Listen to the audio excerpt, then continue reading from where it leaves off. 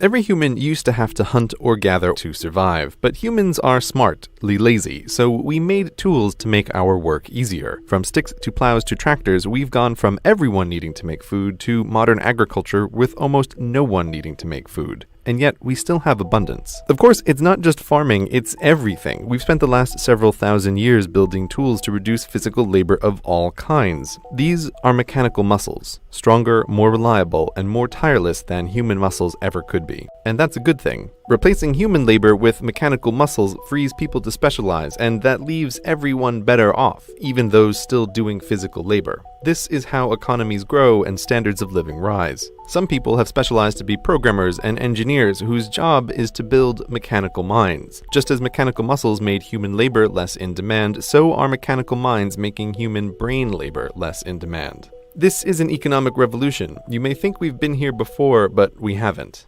This time is different.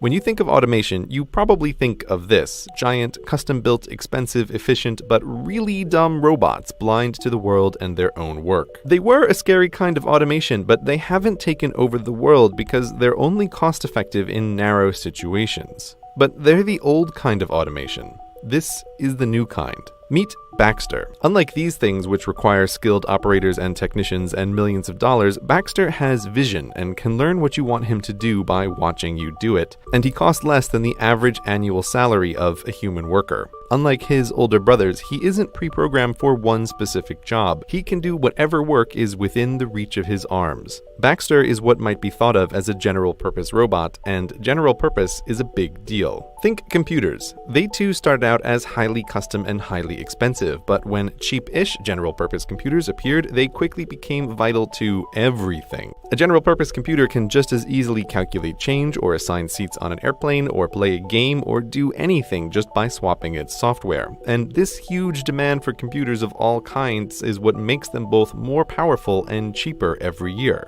Baxter today is the computer of the 1980s. He's not the apex, but the beginning. Even if Baxter is slow, his hourly cost is pennies worth of electricity, while his meat-based competition costs minimum wage.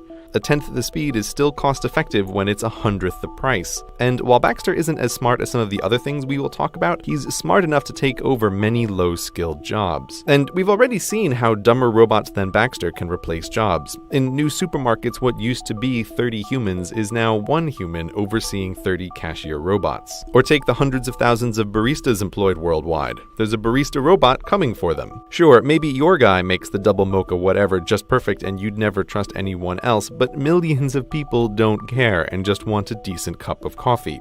Oh, and by the way, this robot is actually a giant network of robots that remembers who you are and how you like your coffee no matter where you are. Pretty convenient.